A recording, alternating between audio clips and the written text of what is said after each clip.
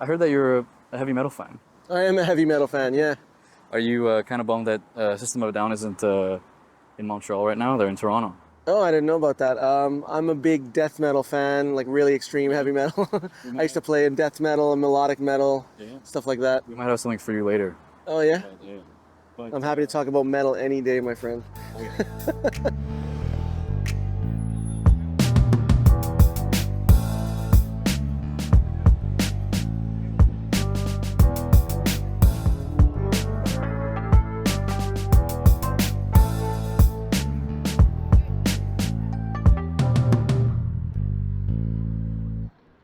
Well, I think right now at City Hall, there are two older parties that have been around for some time now that are becoming rather calcified. And we're seeing within those two parties a sort of oppositional energy, i.e., always opposing each other. And I think we have to rupture with the status quo. Transition Montreal is a fundamentally progressive party. We want to advance more quickly on questions of ecology, the environment, climate change. We want to move stronger, faster, harder on public transit. We want to tackle economic and social inequality. That is something that the other parties don't talk a lot about. One of our main propositions is to tax the ultra-rich. We can do that with land taxes in Montreal. It hasn't been done. We want to do it. We want, for anybody who owns a house or a luxury condo worth over 3.5 million, that they pay more taxes, and we want to take all that money and put it towards the fight against homelessness. But we need leadership and we need action. So we want to rupture with the status quo, we want to break with this sort of old school way of doing politics and bring out a whole new form and an offering for Montrealers. I think my other kind of burning question for me is social pricing that you had mentioned for the for public transport and transit, because that's a big issue for a lot of young people. Like, how is that going to come about when it comes to the social pricing for public transport?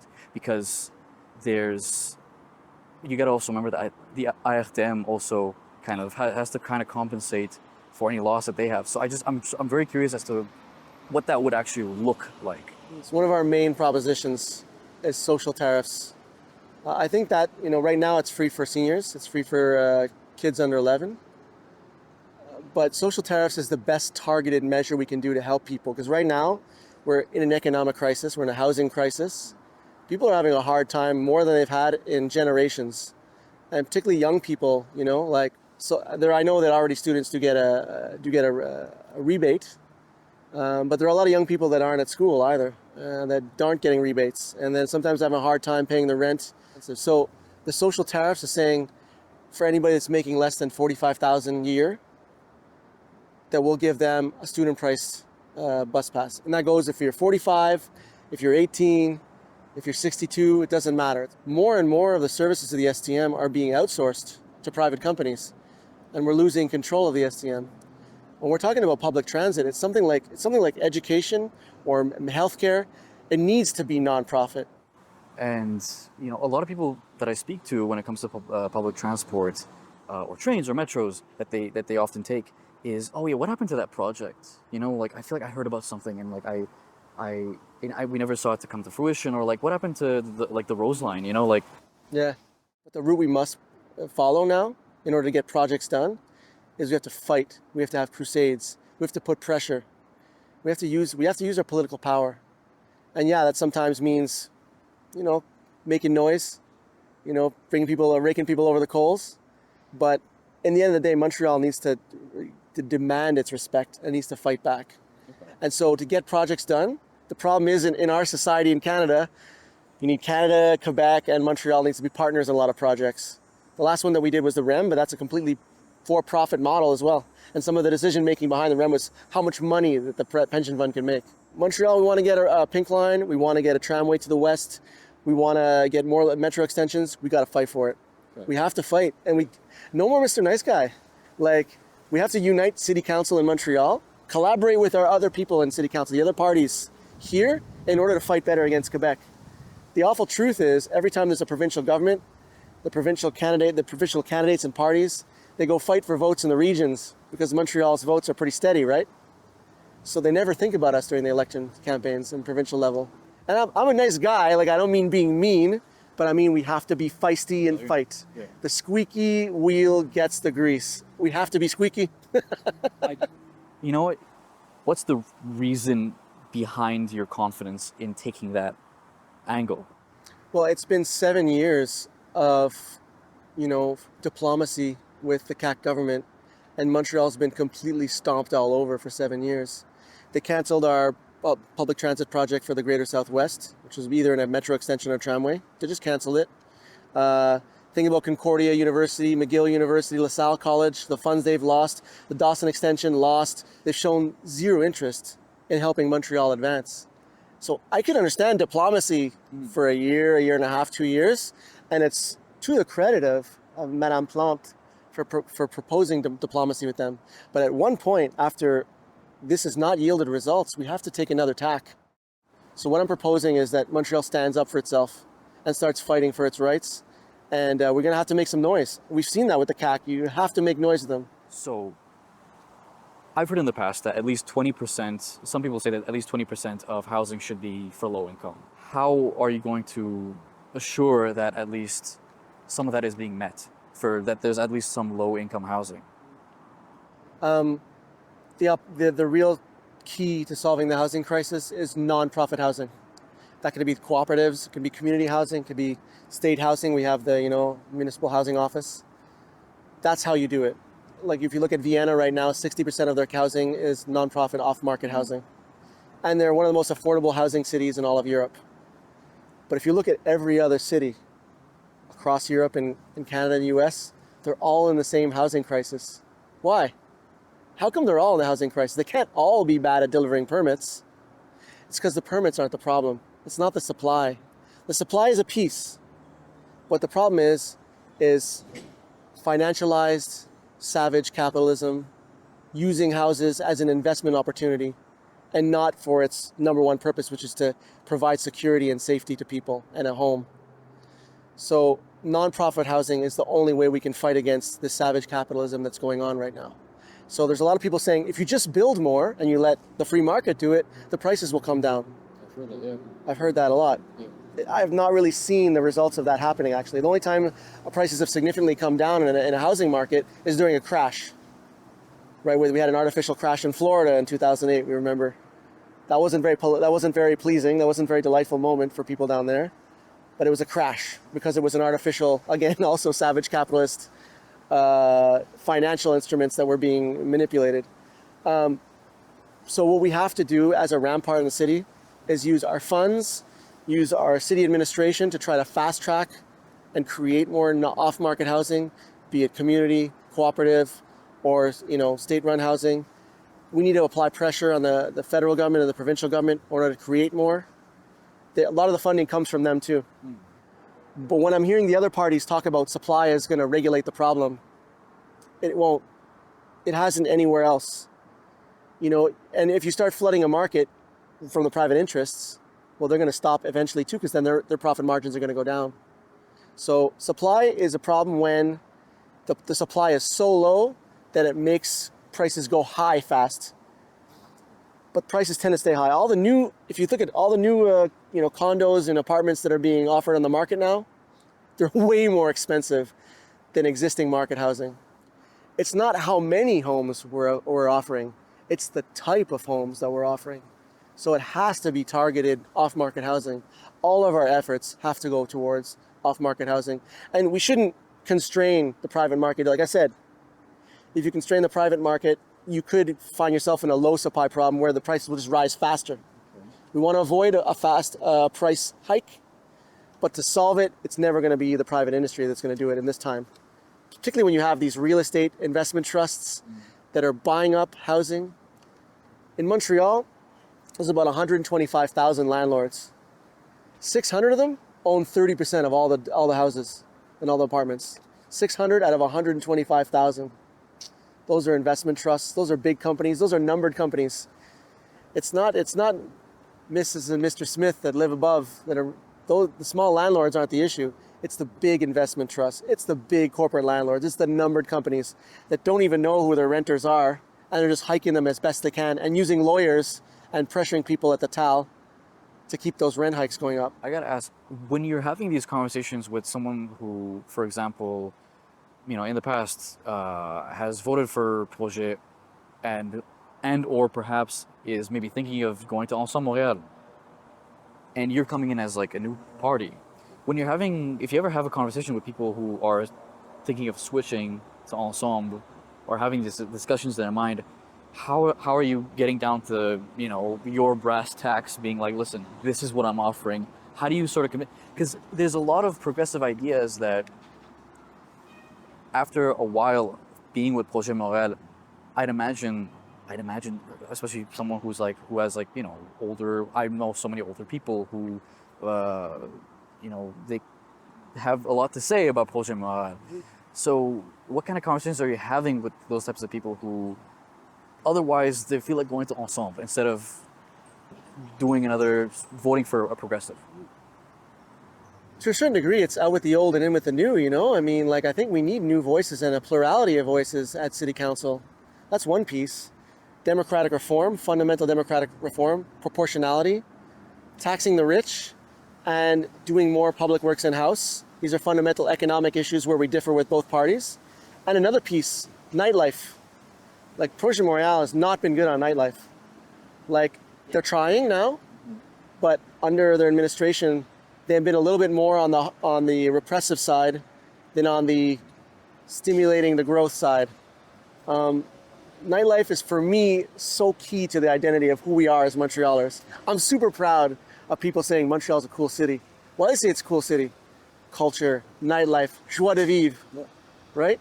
So instead of cracking down on venues and dance clubs and bars, we should be finding ways to encourage them and help them grow our nightlife. So that's another piece too. When I'm talking to people about the differences, are you proud to be a Montrealer? It's why are you proud to be a Montrealer? It's always one of the first things they say. So for us, we want to create a nightmare post, someone whose job is to stimulate nightlife activity and nightlife culture. We want to attack economic gentrification on the streets where there's nightlife, which means because speculators buy up the buildings where we have venues and dance clubs and bars, and then they jack the rent, and then those venues and clubs, they have to close, and then it comes in a Kentucky Fried Chicken or an A&W as they pay more. So there's another move too by the SMAC. Actually, they're proposing this, which is let's buy up buildings and bring them off market. Same concept as for housing. If you leave everything in the private sector, they're going to get squeezed. Got to take them off the private sector. So can we buy buildings and then rent out venue space for music, for dances, for culture of all sorts, and keep that in the nonprofit sector, and then multiply it in all the neighborhoods? How come there's some neighborhoods where nightlife is now dead? Man, I remember NDG was rocking back in the day. It used to be a very valued nightlife on Sherbrooke Street. That was the place to be, and now there's a couple of places, but they deserve a piece of nightlife too. I want to touch on FM Montréal for a second. Because obviously it's, from what I understand, it's taking away from private contracts, kind of investing more in the public sphere when it comes to new projects. But I'm curious as to how is it going to reach the same amount of results as if I just hired, from the private sector? How are you going to assure that it's going to meet the same sort of demand? You're relocating to the public sphere. The thing is, in the private sector, they're always going to take that profit margin off the top, and so we're dependent on the private sector, which is unhealthy, because as soon as their prices start going up in the market, we all get squeezed again, i.e. our collective piggy bank, which is all of us who live in Montreal and that want to see public works done well. In the construction industry, in the private sector, they unionized. In the public sector, they unionized. So it's not a question of unions or not. It's a question of that extra profit margin they're taking up off the top. And these big companies like Michauville, Duro King, or whomever, they take dozens of contracts in the greater Montreal region every year. And they do them at their own pace. Obviously, the contract is between this month and this month, but it's at their own pace. If Montreal controlled more of its own public works, we could target, when you have those phantom sites where there's no construction going on for 6 weeks, we can send our blue collars, say, hey guys, let's finish this right away. what is there a certain model that you're kind of taking inspiration from, or like that you can point to in terms of, because construction is a big issue. Oh yeah, man. So I got no, like I have to, like what's sort of the assurance that, like, the inspiration that you're sort of basing it on? What's another model that you can kind of point to, be like, these guys are doing it.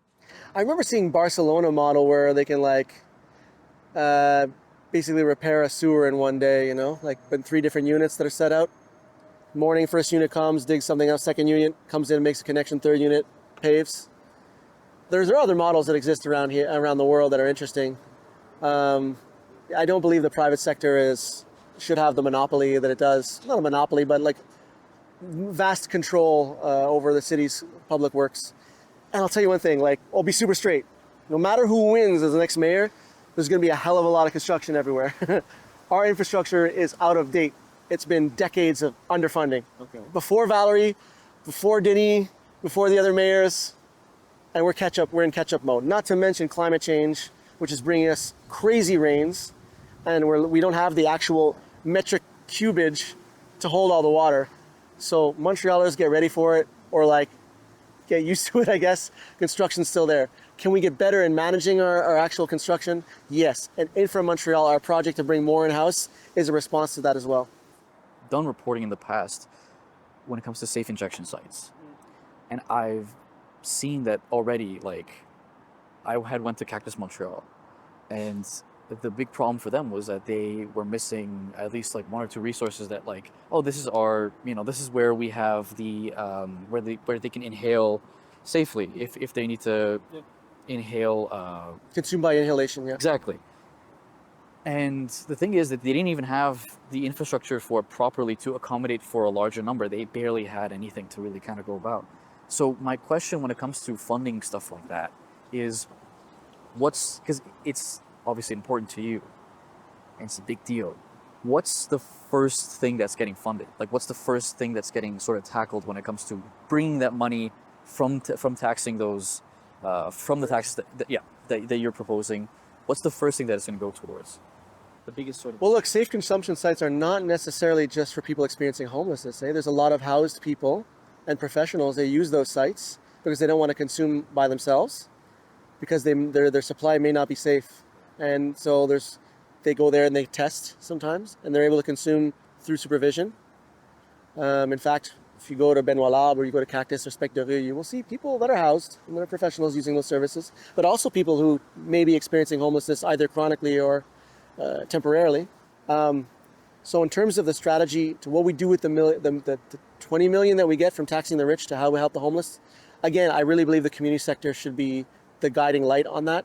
I don't want to dictate to them. It may be saving lives by providing more shelter space, maybe more intervention workers. There's lots of things that can be done, that need to be done. We lack resources. And you were right what you said about Cactus. Same thing with Maison Benoit Labre and Spec de Rue. They're getting overloaded by demand, right? And the Quebec government is not particularly helpful in dealing with that demand. And that's saving lives, be they unhoused or professional. Because people are dying of overdoses. There was something like 625 overdose deaths last year in Quebec. We're citizens dying from something that's preventable because nobody's getting off their ass to give these guys services. We've went through it at this point, but I heard through the grapevine that you are a bit of a metal fan. Huge metal fan. So I want to test you out a little. See, I'm getting scared though, because that's a big universe, heavy metal. Let's do this. I'll keep it a little small. I'll keep it small. And I wanted to see if you're able to read logos written in black letter mashdown. I'll show an example for people watching it, if they ever watch it. The decorative illegible metal logo. Pretty much. Yeah, which I love. I have a hard time reading it sometimes, so I want to see if how you're gonna have a go at it. Yeah. First one, maybe a little too easy, is... We got Necrotic Mutation from Montreal / Rimouski. Yeah. I played a show with them in my death metal band when I was 15 at Backstreet Underground. That's crazy. Yeah, Backstreet Underground doesn't exist anymore. It's on Mayor Street. Yeah. What's the metal scene kind of look like now, though, in Montreal? Metal scene is huge in Montreal, one of the biggest in the world. Yeah. In fact, I put forward a motion at City Council to declare Montreal a city of heavy metal excellence. Yes, I remember that. And people in Montreal were like, of course. Much metalheads work so hard on their scene, and they usually do it for not a dime. They do it out of pure love. So I wanted to recognize them, and actually the vocalist from Necrotic Mutation gave us a good hand with that motion. And we played Necrotic Mutation in City Hall. Okay. On the loudspeakers, death metal in City Hall. Did it ever go through? Yeah, it was voted unanimously. Yeah? Yep. Sick. One of my biggest political stories ever. Because there you go, that's it. Around the world, they were talking about it because like, yeah, Montreal. Yeah. It's true. Okay, second one. Oh man, Dark Throne. Yeah. From Norway. I don't know if you're gonna. This one's really. Is this Wolves in the Throne Room or something? No. What is this? This is. I hope I'm saying this right. Corgantherus. Oh, cool. Never heard of him, but I love the logo. Me too. But I do love the logo, having trees incorporated. And last one, this one's not that bad, probably. That's Pathology? Yep. There we go. You got it, Pathology. That's a good sort of hard-hitting death metal band that I listen to too. You know what? Last question, actually, before I leave you, is if I'm getting into death metal, because a lot of people, like even me, when I was sort of like dabbling in the beginning, like I didn't know what to sort of get into.